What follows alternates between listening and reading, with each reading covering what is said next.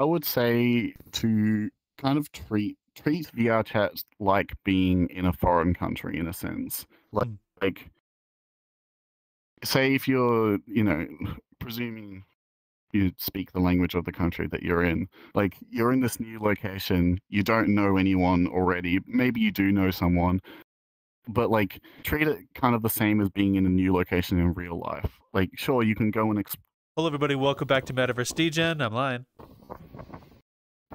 I'm Old Man Raptor, and our guest is Kittey, and I made a documentary about some stuff in VR chat, and some people liked it, I guess.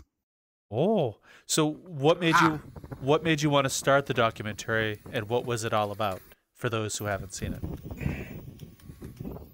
So the documentary is basically just about VR chat very broadly, and the goal of the documentary is basically to explain why so many people love VR chat. Sort of what makes it special. Try and explain it in terms that someone who doesn't play VR chat could understand. So sort of really kind of starting from the basics as well, but also kind of getting into why, sort of how it works as a social platform, how people have sort of benefited from it in many different ways, and then sort of briefly touching on the sort of the future of VR chat as well. And yeah, I created it because the idea for it initially came up because I had to do a short film for a uni assignment because I'm a film student. And I just decided to do a documentary about VR chat because, first of all, it's something I'm incredibly passionate about. So obviously having a passion for something will definitely motivate me to put the work in, as well as just it's something I could realistically see myself doing as a team of one or team of two in this case. So wow. Is there anything you've learned during this entire process, either from people or maybe the making a documentary and as a whole, that you've learned in your process of doing it?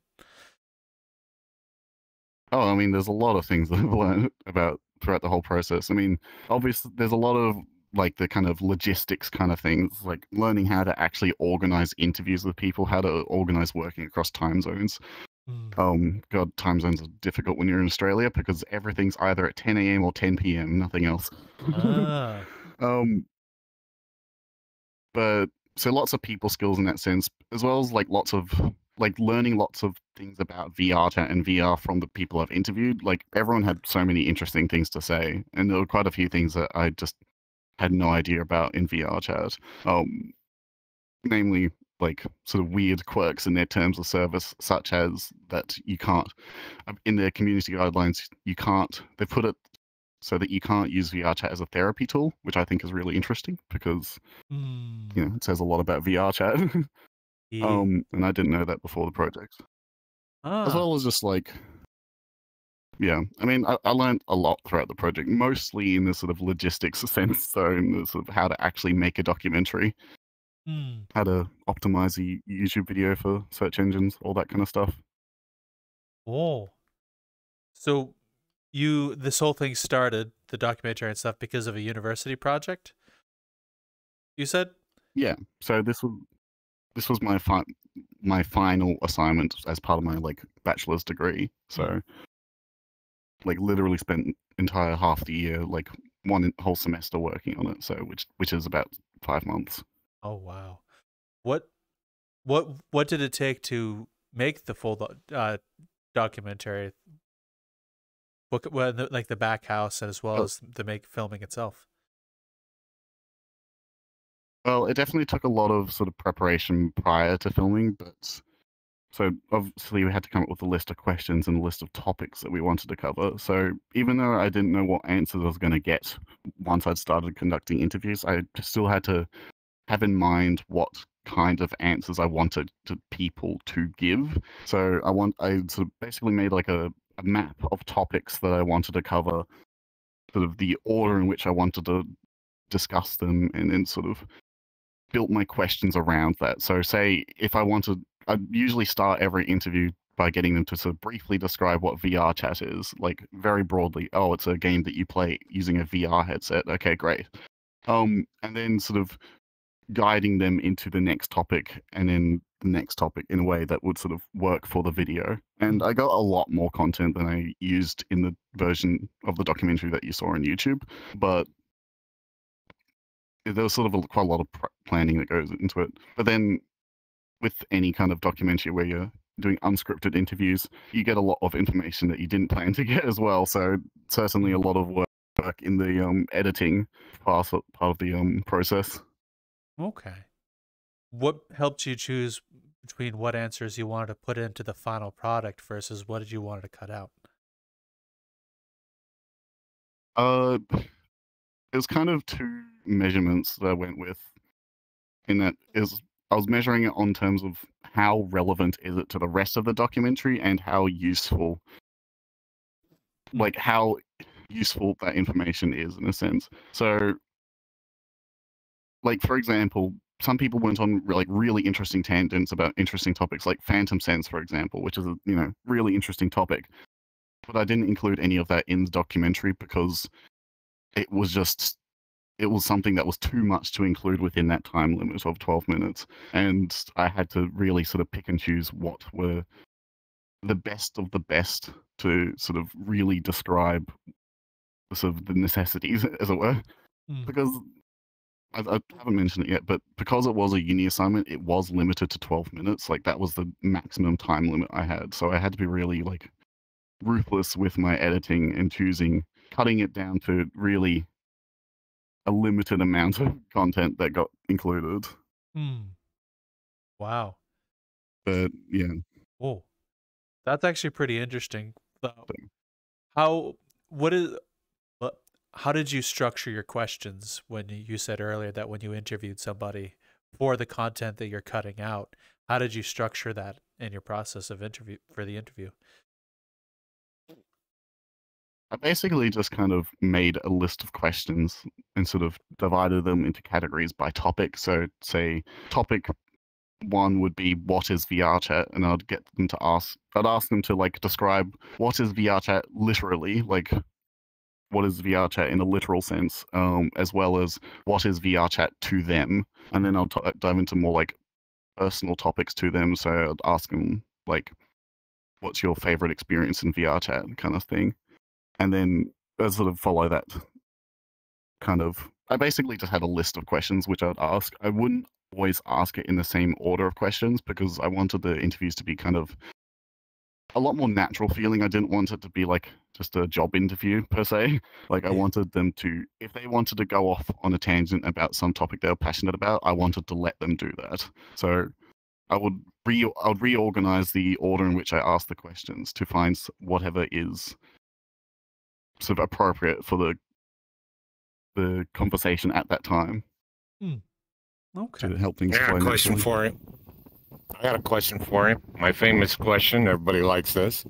Okay, when you first got into VR yourself, right? Headset, whatever the deal is, what was the weirdest thing you saw and you had to turn around and go, nope, I'm out of here. Whoa, I got to get this just way off the rock. Oh, I mean, it's kind of hard to remember when I first got into VRChat because the first time I like launched VRChat was probably like when it had just come out on Steam. Didn't have VR at the time. I was just a desktop user. I can't really remember much from that time because this was like pre the Knuckles pandemic. Oh, really? Yeah. I actually didn't play during that like Knuckles era, but I watched a lot of YouTube videos of it during that time. The weirdest thing I've seen in VRChat, I don't know. I kind of like, there's no one particular event that seems to stand out in my mind. It's more just kind of seeing people who are being really like antisocial, sort of just kind of doing public trolling in lobbies and just kind of being a nuisance. And that was very like, I just didn't want to hang around that, so I just left. Okay. So Cool. what brought you into VRChat in the first place? I mean, definitely like the YouTube videos which I saw, like Jameski's VRChat in a nutshell was definitely contributing to my desire to play in the first place. And I feel like a lot of people, who I interviewed and know, it's sort of, I got into it because I thought it was a funny meme game, but I also kind of knew that there was like this sort of, people do have meaningful social connections on it as well. And I kind of just wanted to explore that myself. I wanted to experience it. And I just kind of stuck around with it. Like I've had phases of playing VRChat and not playing it. I started playing it a lot more during pandemic, like a lot of other people, because I couldn't go outside. After the pandemic, I kind of stopped playing for a while, just focused on real life stuff for a bit. Then started getting into it again about halfway through last year. Started like volunteering to help with some like VRChat clubs. Misho's Vibe Night, I volunteer as a video editor for them. And yeah, I've been playing a lot more this last year as well, obviously because of the documentary. So, Oh, okay. Is there anything that you wish to use your degree for in VRChat going forward? Do you plan on doing something else similar to what you did? yeah, I definitely want to do more like definitely want to do more like VRChat videos, more documentary kind of stuff. I don't really want to do like, I don't want to do YouTuber videos in the sense that I don't want to be like, today we are interviewing people in VRChat about their worst fears kind of thing. Like I want to continue this kind of actual documentary format, like the kind of thing that you might see on like Netflix or something, but I want it to be on YouTube because having something freely available is part of the spirit of the community. So I guess I want to use my filmmaking knowledge to create films for VRChat and about VRChat. Wow. You know, I've heard a lot of people say similar things about what they do as well, wanting it to be freely and open and heart of the community. I've noticed there are a lot of communities that put in a lot of work in a lot of the things they do for free. And it's amazing to see people like yourself or other clubs and communities offering that to people to enjoy. So thank you for doing what you do, man. Mm. No worries. I mean, it's the spirit of the community. That is the underlying, I guess, what's the word? It's kind of like, that's what makes VRChat special. The fact that people do all this work for free. They make avatars, they make worlds, they make clubs and communities, and it's like 99.9% free. I mean, obviously you can pay for a custom avatar and whatever, but you don't need to. You can just get a public avatar, and like, people put a lot of effort into making these incredibly detailed public avatars that just anyone can have for free kind of thing. And yeah, I wanted to give back to the community for that. I don't blame you there. It's quite impressive how much free stuff there is here, and at least I'm glad there are people like you and the world creators, the people who put a lot of effort to the content, because you guys, and as well as everyone else here, is what makes VRChat what it is. It's what gives people things to do other than mirror dwelling. Yeah. Exactly. Wow, Billy, what are you doing? I don't know, but there's a spot on this mirror. If I lick it, it might disappear. Fool, that's just the dot on your glasses. You moron, it's your fucking headset, right? You know, I have a question for you. Among everyone you've interviewed, what have been some things you've learned that stuck with you?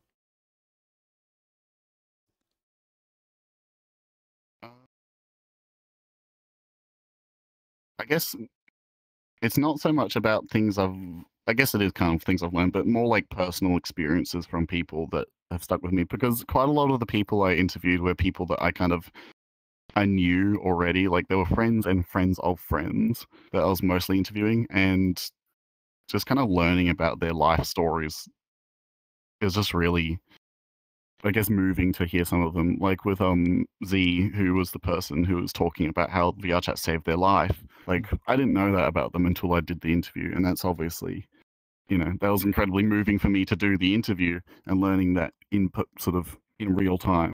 And then obviously include it in the documentary because it was a fantastic story. But I guess just learning all of these, like when you are kind of interviewing people in this sort of interviewing context, you can really drag out a lot more sort of interesting answers from people because they're going into this situation with the intention of sharing their story. So they're much more willing to share it in I guess, a more organic way.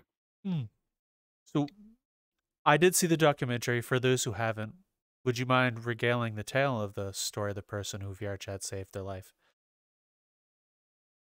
So basically, VRChat saved their life because during the pandemic in 2020, they had lost the best job they'd ever had, and they were forced to move back into their parents' garage because they didn't have the money to live on their own anymore. And then, with the pandemic as well, they weren't able to leave the house. They weren't able to go and talk to friends, and basically they're just kind of literally trapped in a garage, forced to just kind of do nothing because they didn't have a job. They couldn't apply for jobs, and they really spiraled downhill in a bad way to the point where they were contemplating taking their own life. But having VR chat available to them, and in particular, this didn't really get included in the documentary, but they're talking about how Plurality Aqua or Luma or Aqua, one of those, the one with the water ones, how they met some of their who are now their best friends, but they met some really amazing people during that time, and just being surrounded by these really kind and caring people throughout this really dark period of their life, that motivated them to continue pushing onwards, to push through this dark period and keep living. And yeah, they're still here now because of it. Wow. That honestly, that is an amazing story, hearing that VRChat had that kind of play in someone's life. Yeah, definitely. And I feel like it's actually a surprisingly common story. They were the only person who I interviewed for the documentary who's talked about it, but I personally know quite a few people who have said that VRChat saved their lives for similar reasons, that it provided a lifeline, a social lifeline in a dark period of their life, particularly COVID. Man, COVID was terrible for people. Oh yeah, it was very terrible for people, but I did notice from a lot of the conversations we've had here at Metaverse Degen that, for example, the rave community saw a huge boom during COVID, because what else are you supposed to do when everyone's sick and the world is out there in a dark place? And it seemed a lot of people came to VRChat during those times. Oh yeah, definitely. So many communities were formed during that time. Yes, it was a terrible time in the real life, but it was a great time for VRChat in terms of building all of these communities.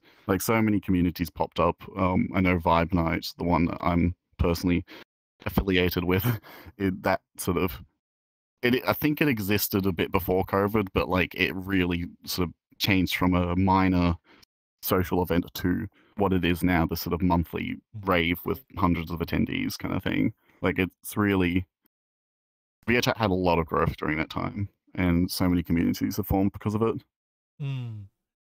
Indeed. Although I think those who wanted to stay have stayed, but it does seem like a lot of the COVID players floated off once the world started opening up. But at least I'm glad VRChat was there for people as a form of escapism, I guess. And I feel like the people who have left since COVID, it is inevitable, especially in terms of after COVID, because obviously COVID people were working from home or not working at all, and then after COVID they get their jobs back, they go back into the office, and then suddenly it's a lot less appealing to play VRChat when you're working 8 hours a day in the office kind of thing.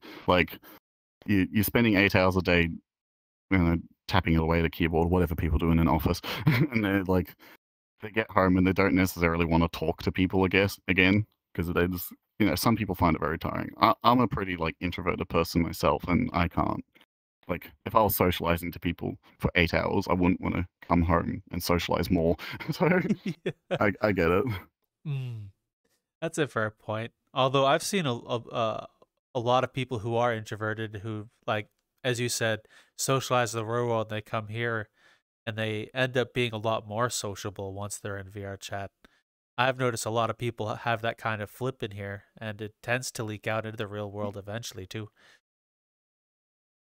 Yeah, that was actually a pretty common sort of story that I got from the people I interviewed as well. So people who were socially anxious in real life, and then through VR chats that they found they basically were able to explore being more social with people in safer environments. Like, obviously in VR chat, if someone's being a nuisance, you could literally just make them disappear from your life forever instantly.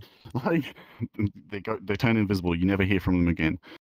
And if you're in a weird social situation and everyone around you's being kind of weird, you can just instantly leave, just go to a different world kind of thing. So there's a lot of safeguards that allow people to be more sort of explorative with their socialization in that regard. And a lot of people flourish with that. And that's kind of my experience as well. Like, I'm not super introverted. Like, I can talk to people in real life. But like being in VR chat has helped me with that as well. Like, it's helped particularly in terms of I guess talking to strangers, like just figuring out how to make small talk with someone who I've never talked to before. VR chat has definitely helped me a lot with that. Just kind of learning how to find a common ground with someone really quickly, sort of thing. So, what kinds of ways have you explored in VR chat that helped you come out of your shell? I think just like by forcing myself to talk to people that I don't know. Like in real life, I'm very much the kind of person who just kind of sticks to my own friend group. Like, I talk to the people I'm already friends with and the people that I have to talk to, and that's kind of it. It's like, but in VR chat, particularly with Misha's Vibe Night, for example, I started going to the event and I knew absolutely no one. Like, there was no one in the event that I knew, no pre-existing friends, nothing. But I kept going to the event month after month, and eventually, over time, I just kind of developed the confidence to go up and talk to people. And I went up and talked to one of the staff at the event and asked, "Hey, is there anything I can do? I can do some 3D modeling. I can do some video editing." And they're like, "Hey, yeah, you can apply for a role."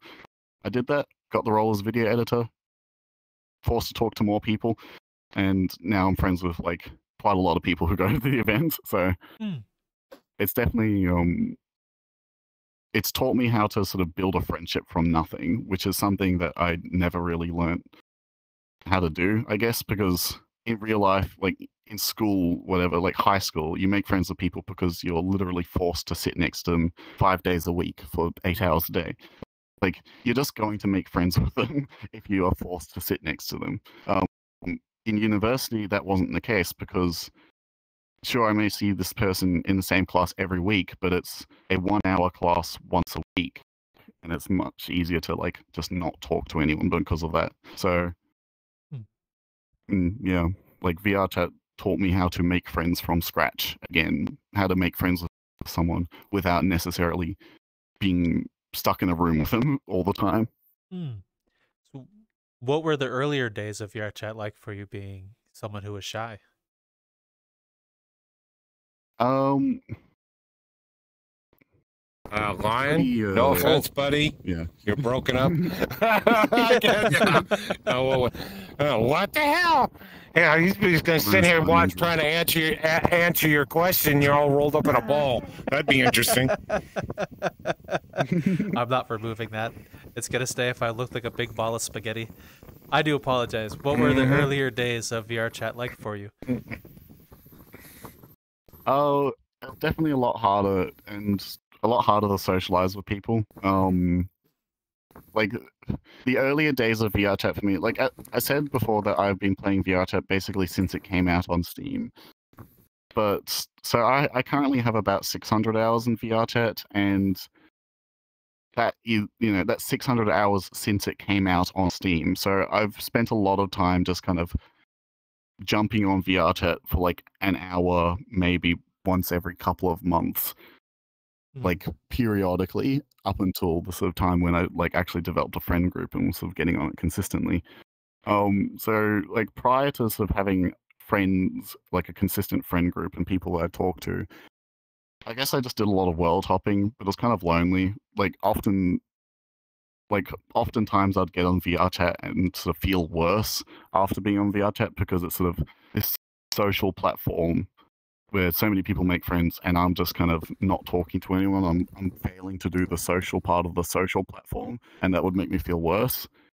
But I'm glad that I persisted with it and I didn't just like give up on it completely, because now I have friends in VRChat and I can actually get on it and talk to people and have a good time, kind of thing. So what kept you coming back during those times, may I ask? I'd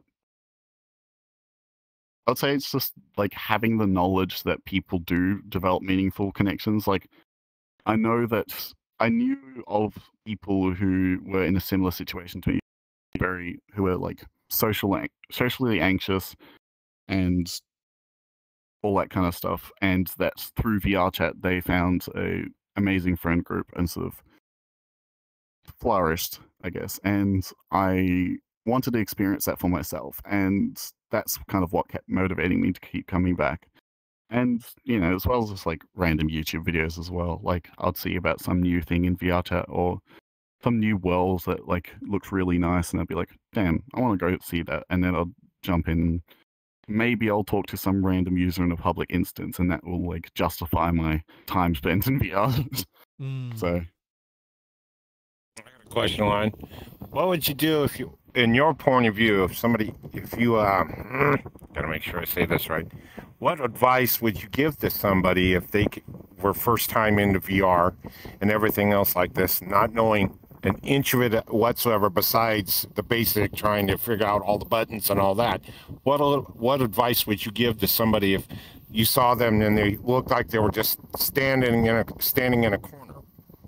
What would you give them for advice to get them to come forward?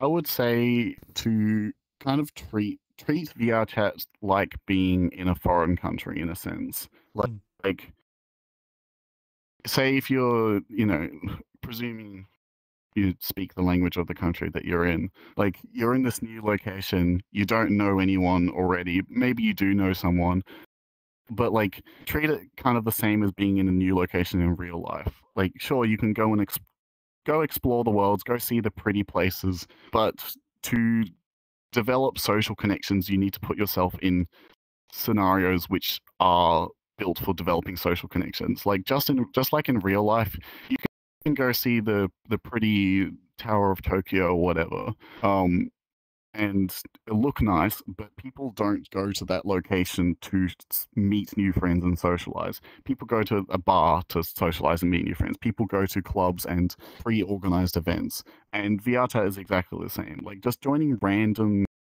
public worlds in VRChat is the equivalent of just going to random locations in real life and hoping to find someone that you'll be friends with. Like, it's not that it can't happen, but it's less likely to happen than if you were going to a event designed to make people socialize. So my main advice is, first of all, if you've got a friend who plays VRChat, get in contact with them and like get them to introduce you to people, because again, if with a real life example, if you're in a new country, you want to talk to whatever connections you have.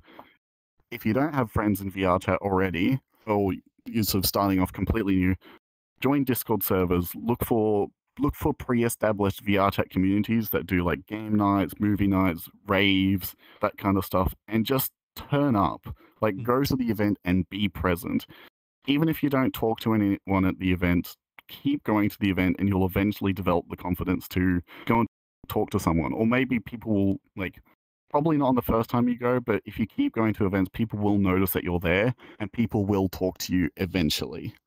Like, and yeah, that's really my biggest advice, is that think about it in the sense that's sort of similar to like a real world location, that, you don't go to a public park to make friends. You go to a social event, and VRChat's exactly the same. You did make a very interesting point comparing VRChat to its own country. When you explore this place at times, it does seem like it's its own unique place and country with its own rules and culture. Like trying to explain this to people outside of VRChat, I find to be one of the hardest things to do. Definitely. And yeah, like as you said, it's got its own like social rules, social etiquette, social kind of culture, and yeah, like it is essentially. I mean, it is essentially a different country. I mean, I guess it's more like a different universe per se, but Hmm. you know, Hmm. that's the example I always like to give. That it is sort of treat it like a new country. Hmm. What were some of the ways how you found the social events for you personally, like the rave group you mentioned earlier? Whoa. Oh, I broke that. Huh. Eh, it'll buff. If you're enjoying this, please, I would heavily suggest to follow us on any of our social media. If you go down in the thingamabob, down that way, we have a card, metaversedegen.card.co, with all our social media.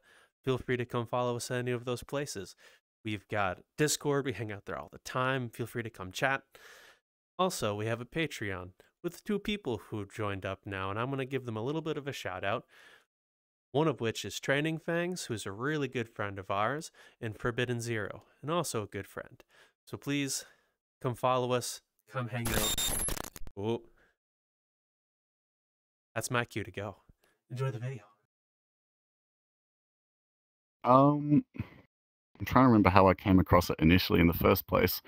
I think I initially came across it because I had seen a YouTube video which was talking about the rave scene in VRChat. I think it was by Straz. I don't know how to pronounce his name. Straz Films on YouTube.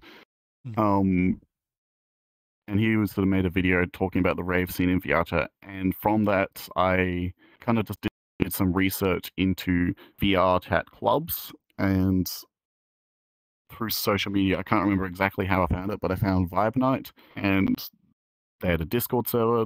I joined the Discord server. I followed them on Twitter. I turn up to one of their events. I turn up to their next event. I turn up to their next event, eventually meeting more people, etc. I already told you the story, but I get to know people. Like, but basically, look on social media, join Discord servers in particular. Like, Discord servers are the #1 fastest way to build connections with someone in VRChat, because, like, weirdly enough, the fastest way to build a connection with someone in VRChat is not through VRChat. Well, yes and no to some degree. Discord could help you meet people and make connections, but in order to deepen those connections, VRChat is quite vital in that sense. So I guess it all depends on how you use both platforms. I've seen people spread the word straight through VRChat only, and some people using Discord only. I guess it depends on you as an individual. Yeah, I mean, like, obviously, if you want to make friends in VRChat, you do need to actually play VRChat. Like, yeah, you can join the Discord and make friends through people through the Discord server, but until you start, like, talking to them in VRChat as well, they're just a Discord friend, I guess. So, you know, like, it is still a separate thing. Like, talking to someone in VRChat is far different from talking to someone over Discord, which is, you know, just text-based, versus in VRChat where it's your voice, your body language, your sort of, like, inflections in tone and sort of facial expressions, if you've got those. That kind of stuff. You do have a point. I do have a question for you. What have been some of the most memorable memories you've had from VRChat from you as a person in VR? I think, I mean, there's definitely been, like, lots of sort of, I guess, micro events, like going to certain worlds with just, like, friends. Like, there's one world in particular which kind of sticks out in my memory, which is called Dune Surfers, I think, where it's basically you're just on, like, a hoverboard going over the desert, and it's just like a looping world. There's not even that much to do, but it's just kind of, I just remember that the concept of that being so interesting and fun, and just being with some of my closest friends at the time. It just kind of sticks out in memory. But otherwise, like, I've had some great time at, like, pre-organized events, like the Vibe Night Halloween event last year in particular. That was I was still kind of new to the community then, but I had put a lot of effort into that month's, like, social media trailer, and a lot of people were sort of talking to me about that, so I was sort of getting recognition for that, and yeah, that was really special for me. As well as the other event that kind of sticks out was the post launch party for my documentary, where I just did like a get together for all the interviewees of the documentary or whoever could make it, and we just sat down and watched the film together, and we're just chatting for that for ages afterwards, and that was a really, I guess, cathartic event for me. It was sort of finalizing all the work I did for the project. How long did it take you to finalize and edit the whole process and set up that event? Oh, I mean, to make the project, as I said, I was kind of working on it for about 5-6 months. I can't say exactly how many hours I spent working on it because, I mean, it's a video editing software. It doesn't track how many hours I'm doing. But if I had to guess, it was probably somewhere between like 100-150 hours of work to make the whole thing. Like in video editing, I don't even know how to start on like I wouldn't know how to describe how long it took to conceptualize a project because even if I'm not actively working on it, I'm still thinking about it. So, but yeah, like sort of 5-6 months from start to finish, basically, from concept to publishing and party, I guess. So, is it easy to do film and documentary from your standpoint in VRChat and VR platforms in general? It's definitely it's easier and harder than real life in different ways. Like it's easier in real life in the sense that you get a lot more, I guess, what's the word? Like for example, if you're doing camera movements, you don't have to worry about like dropping your camera, for example. Like there's no gravity in VRChat. Your camera can literally just fly around. You don't have to spend $3,000 on a drone kind of thing. It's just in VRChat, or you can spend $10 on VRC Cam if you want more stuff. So it's a lot cheaper, so much cheaper than filming in real life. It's harder than in real life just through like the innate kind of difficulty of just doing anything in VRChat. Like, with a camera in real life, I get access to all these little knobs and things that make it far easier to just kind of get that tactile sensation of changing a setting.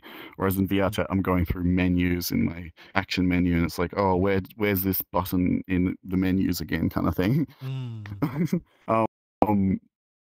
As well as because that was on my Quest 2 at the time, and my thumbsticks were dying, so sometimes I'll just go in the opposite direction that I wanted to go. Fair. So I guess like the technical VR jankiness is the main downside, but everything else is kind of the positive. Like you get a lot more sort of freedom to do whatever you want. You don't have to worry about a lot of things. So have you I had got a question line? Oh yeah, shoot. I got one. Since after you, I don't know if you've finished what you've done for your schooling and everything else like this, when your professor and everything else like this, when he graded you and everything else, what questions did he have to throw at you after? So, like most people, what's VR, and everything else like this? What's your professor say and what you were throwing as your documentary?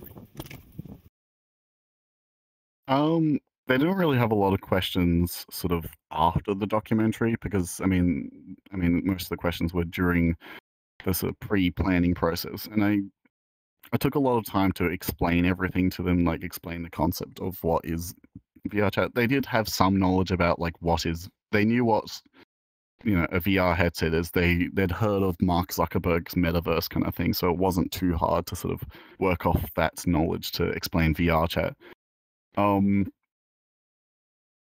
I guess like there's definitely still some like kind of weird like misunderstanding. Like for some reason from my documentary they got the idea that everyone refers to their avatar as their Sona, just because one person in the documentary said Sona. It's like, yeah, oh I my mean, God. I guess. Okay. Kind of like it's fine. Like it works as a description for someone who is unaware of VR chat, but that's obviously not what we call them avatars. That's A lot of people. This isn't necessarily questions I got from my professor, but from just like particularly like some older people, like parents of students who had seen the film and things. A lot of people didn't understand that VR chat is like sort of actually tied to body movements. Like I am, sitting in a chair in real life with a headset and I'm physically moving my hands to puppet my VR avatar. Like a lot of them kind of had the idea that I was doing animation that had like I'd hand animated everything that was seen. I'm like, oh no. Oh my, oh my boy. Wow. Yeah. Some people kind of find it a bit hard to understand that the people in VR chat are actually just real people who exist in real life.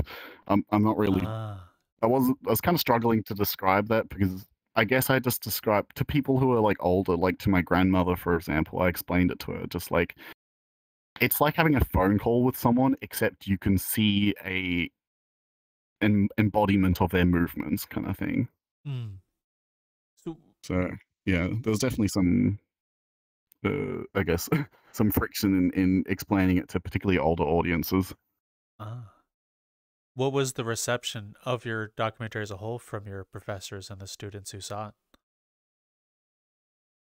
Everyone I talked to, like, really loved it. Like, the reception overall was really positive, and it makes me really happy to hear that because I wanted it to be popular. I wanted people to enjoy it. And I found that, like, even from those older people who still couldn't really grasp the concept in its entirety, they still enjoyed the project. Like, most of them still realized that these are personal stories from, like, real people. And sure, they might not understand the technicality of how all of it works, but they still enjoyed hearing the stories that people had to share, kind of thing. And like overall, the reception to it has been really good. Even on like YouTube as well. Like 90%, 95% of the comments on the YouTube video are just overwhelmingly positive. So people saying that, telling their stories about how VR chat has sort of saved their life and how it's improved their life, kind of thing. And it's just I've been overwhelmed with how positive the reception has been overall. That's actually pretty awesome to hear that you're able to get a positive reception from it, because from what I saw of it, it was a very well put together documentary. I did very much enjoy it. Thank you. Yeah, I'm definitely glad to hear that you enjoyed it. Like, I don't really know what else to say about it. It just makes me so incredibly happy that people enjoyed it. Like, you might have seen if you saw in the comment section that like Tupper from VR Chat has actually responded to that video, and he was saying how he shared it with the team at VR Chat. I actually also posted the video on LinkedIn, which I'm really glad I did because I could see more of the people from the VR Chat team who have seen the video and like shared it amongst themselves. So kind of knowing that the video made its way into the VR Chat offices per se, even though I think they're a remote company and don't have an office. Like it's too hard to put into words how I feel. It's just like I just feel very happy and very humbled to have this project seen by so many people and so many influential people in the VR Chat scene. Well, I will say documentaries like yours and little windows into this reality, I think, are very beneficial to what VR chat is. Because as you said earlier, when you were talking with older folks, of parents of students and your teachers, not a lot of people have a firm grasp of what VR chat is, what the culture is, the effects on people. So when people like you make those little windows into what is this virtual reality, I think it's amazing that people like you do that and have this little visor for people to see. Yeah. And that's kind of that's what I wanted to achieve. Like, I wanted to show people, how beautiful VRChat is. Like, I heard from some of the interviewees that they'd shown the video to their parents, for example, and then their parents were sort of much more understanding of what they actually do when they're in VR all the time. So, because like you can explain to someone that, oh, I'm in a VR social app, I'm talking to real people, but if from like a parent's perspective, I'm just sitting in a room with the box on my head for 10 hours or whatever, like, I can understand why people outside of it would be concerned. So having something like this to kind of explain it in a sort of pretty concise manner. I mean, like 12 minutes is very watchable for a lot of people. Very accessible. That's what I wanted to achieve. So, and I'm glad that I've succeeded in that regard.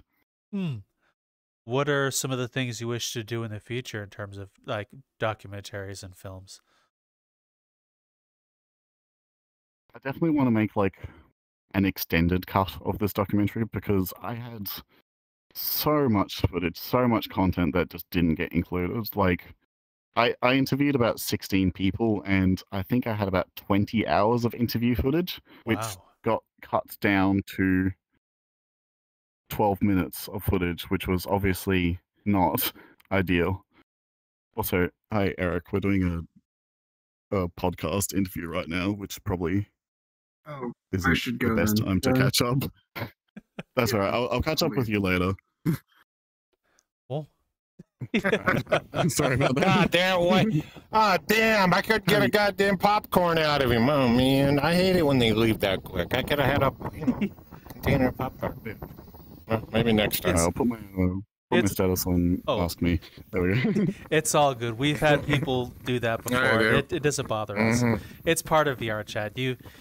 Wherever you are, people are going to pop up, and you can't really avoid it. It's part of being in a social platform.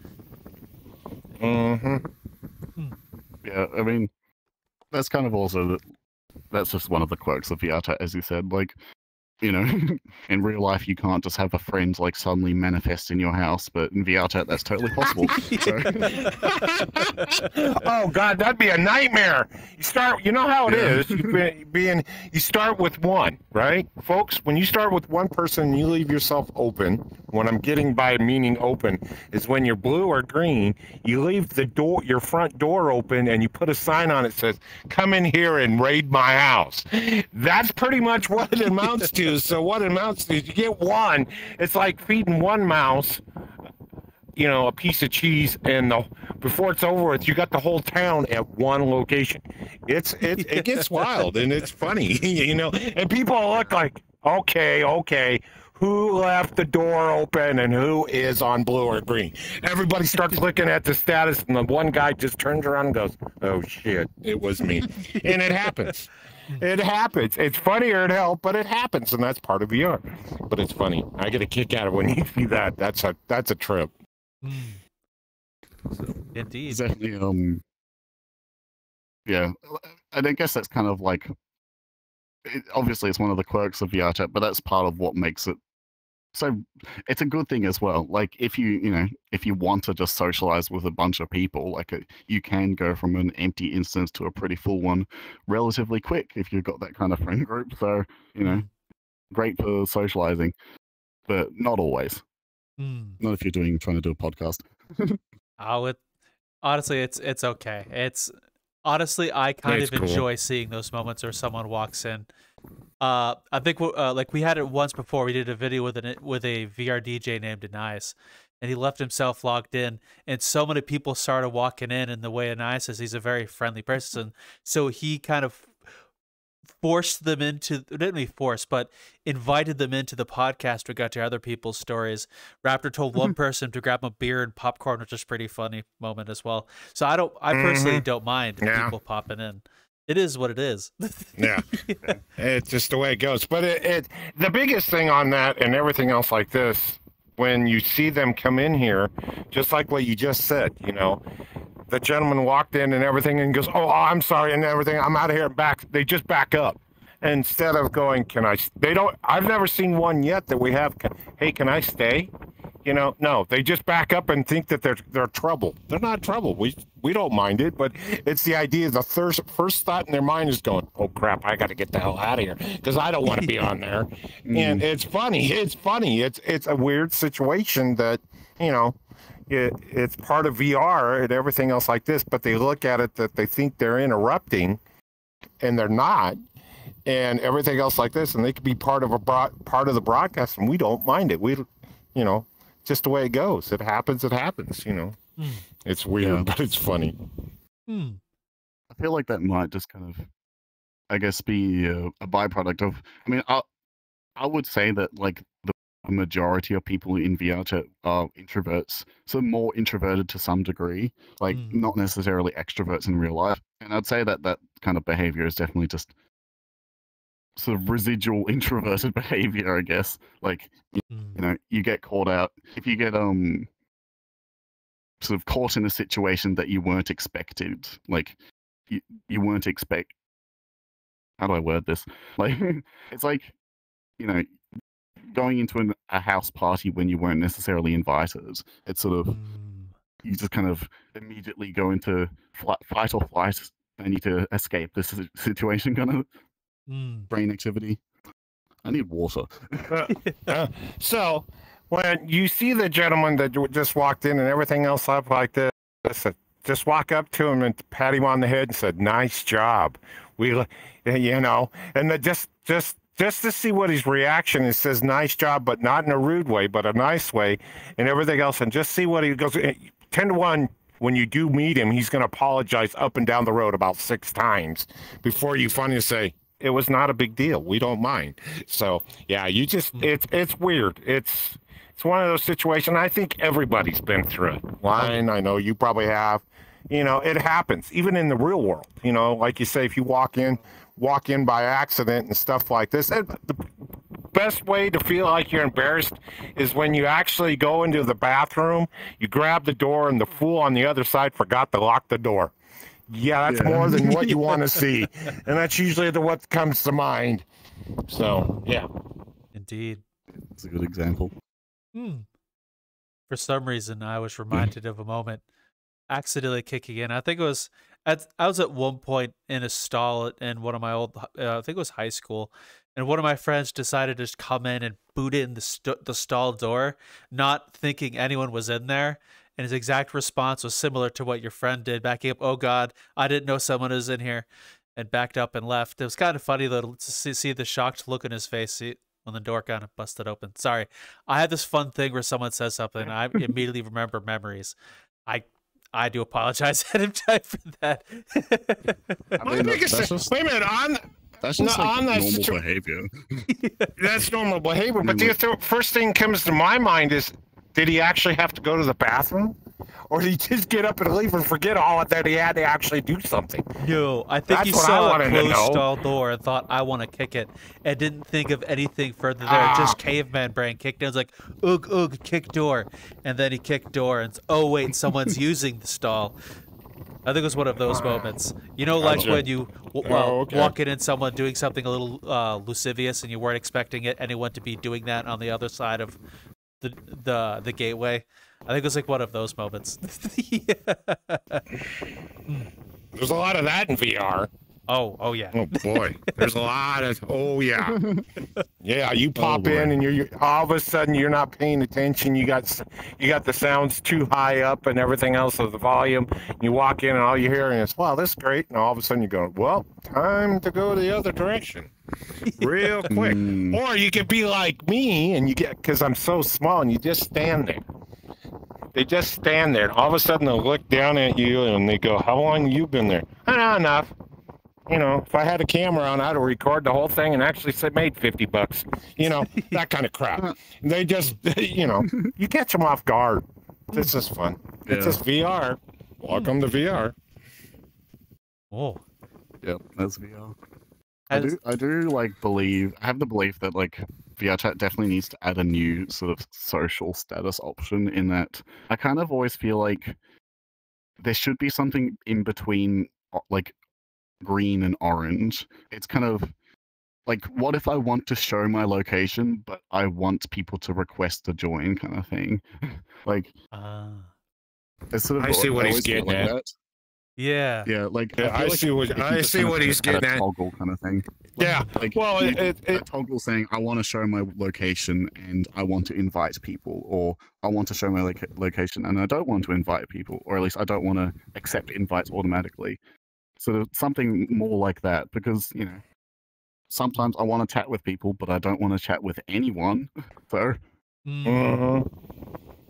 I gotcha. That I don't know how they'd work that though. Don't get me wrong, if you got as many people as like me and Lion have on our friends list and stuff like this, if you had the ability to actually, like with you, okay, I'm just going to use, I'm pretty much around you all the time. Your common friends that you work with the most, those friends, if you were in a public world and everything like this, or Friends Plus, you had that one open, so automatically if they wanted to tag you, they didn't have to ask for an invite, they'd automatically pop in. I see where you're going with that. That'd make more sense. Eliminate the, oh yeah, these people, you'd have to, as a person in VR chat, if you had a list of friends that you hung with the most, not saying your other friends are not included, but they're the ones that mostly are around most of the time you see and stuff like this, you put them on a list, and wherever you go, you'd have control. They'd automatically hop in or turn off. That makes sense. That would make a lot of sense. I could see that. I've also noticed with like Orange specifically, a lot of people see Orange and they think you're not joinable. Like a lot of people, if they see Orange, they like don't want to send an invite. They feel there's some weird connotation to it, like, oh, I'm gonna bother him or not, him or her or whatever. This person. I have noticed that it's like pretty big in VR chat culture. Like the Orange is like a no-go, kind of like red. Yeah, it's kind of like the way I kind of see the the status system. It's like blue is obviously they want to be talked to, or they've just like put it on blue and forgotten about it. I kind of feel like, but also like blue and green are kind of the same thing unless you're in like an invite plus world. Like if you're in Friends Plus or a public lobby, blue and green act exactly the same. A friend can just join you, and that's kind of like. I don't necessarily like how that works, and it's kind of the same with orange and reds in that they both work the same, except obviously red is just no go. You're probably ERPing. Just don't even try. The funny thing is, like, I've also heard people say the same thing about orange. They gotta be ERPing on orange. I mean, I heard people just like they're probably ERPing if they're on VR chat. You're not wrong. You're not wrong at all. That's true. Very true. Very true. No, because what he was saying about being well, like what you're saying, Lion, too, is being orange and stuff like this. When I first got on VR and everything else like this, and only a year into it, I didn't bother anybody that was on orange. And people go, why don't you come around? Like this. And I go, you're on orange. Well, you can send it. I didn't want, you get that ability in your brain that you don't want to be disturbed, so you're on orange. Red's going, just leave me the frick alone. I don't want to fucking talk to anybody. But orange, you're going, okay, blah, blah, blah.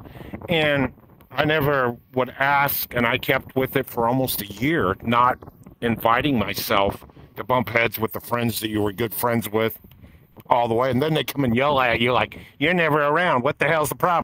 When you mad at me? I go, no, you're on orange. Then they stand there and look at you like you're completely got spaghetti coming out of your ears. Like, what? It's just weird. It's just the way it goes. I find that funny because a lot of people just use orange so people won't join on them. At least that's what I do when I'm on orange. I'm not saying you can't come. It's just there are days in which you'll be in VR chat and you're on blue or green and then just a bajillion people show up out of nowhere. Yeah. Sometimes you just want to keep the crowds down a little bit, But yeah, I definitely feel like there should be an option for orange that like shows your world location, because I feel like that would help dispel the myth or the sort of misunderstanding that people think that like being on Orange means you're doing something private, kind of thing. Like, if I can see that someone's on Orange and they're in Just Be Club, then I'm probably not going to request to join. If I can see they're on Orange and they're in like the Black Cat, then sure, they probably want to talk. So, well, not that I know anyone who goes to private instances of the Black Cat. I'm not sure who would do that. I've actually seen a few people do that, at least within like VR chat groups specifically, where they want to use the Black Cat world for their event, but they don't want the chaos and that comes with a lot of the younger crowd that goes there, because VR chat can be very, or not VR chat, Black Cat can be very unique as a polite way of putting it. But I've seen it used. Definitely. It is certainly one of the public worlds, that's for sure. Well, oh yes, it is. It's also, isn't it one of the worlds of VR chat like suggests you go to first, like when you first pop into the hub, the Black Cat's one of the portals that they'll have for you there to visit. I mean, probably it's been a long time since I've actually gone to the VR chat hub, but I imagine so, because like if not anything else, it's one of the most consistently populated public instances. So it makes sense that they'll suggest it. So, although I think the Black Cat's also probably one of the most referenced in like online content in most places. Oh yeah, like that also does help, because a lot of people when they see VR chat, I guarantee you they're seeing some instance of the Black Cat for at least a second or two somewhere. Oh yeah, for sure. Just like search up any VR chat YouTube video on any topic and you'll see the Black Cat. Like it's one of those worlds. Hey, the only reason I go to the Black Cat for the comedy relief. Stand back. You don't have to say nothing. You don't even get in front of a mirror. You just stand back and listen to the stuff that goes on. And you look around and you're going, well, that was about 5 minutes too long. Time to leave. And you're gone. Just to see what the new shit that's going on. Well, that's the way I work it. I mean, if that's what you're wanting, like VR Cat is definitely, it's definitely one of the my mind's blanking. How do I speak English? I don't know. I forget sometimes too. Don't worry about it. He does it too, so it's okay. It goes burn. I'm the old fuck here. Yeah. And I go, I just say weird shit. Raptor, your age is rubbing off on me. I want to give it back. Wait, why is it my fault? Here it goes, folks. See? Old man did it again. Got it, didn't I'm small. Yeah, I got into the crack I shouldn't have. If you get my drift. It's not your size, Raptor. It's your age. Your age is rubbing off on me. You can have the bad memory. I don't want it. Like, I have enough problems of my own. I need to deal with yours too. Oh, no. Where's Mom? Mom! Mom's never around when you want her. I need parental guidance. Wait, guidance? I am the parent. Yeah. I am the parent. What are you talking about? And then some. Yep. Well, I will say thank you very, very much, Kittey, for sitting down and chatting with us. It's been an absolute pleasure getting to meet you. Yes. And thank you for your time. Yeah. It's been great. I've loved talking to you. It's been a great time. And I'm glad to share my side of the story a bit. You got anything you want to plug? Yeah. Be where can people find you? You can find me by going onto youtube.com and searching for Vrchat, a micro documentary, and then go watch my documentary. Otherwise, you can find me on like Twitter. Low Orbit Cat is usually the handle I use on Twitter and other social media. Or just Kittey on Discord. Like Kittey's my usual username. I don't have it as my handle because it's a pretty hard name to get. But you know, if nothing else, go watch my documentary. Vrchat, a micro documentary about the platform that saves people's lives. Go watch it now. It's free and it's 12 minutes. And if you're too lazy to search it up, look in the description. The link will be down there, along with everything else, like his Twitter and everything else Kittey here wishes to share. Go down there. Go down there now. Thank you, folks. Oh boy, Raptor. You know the thing. You know the thing?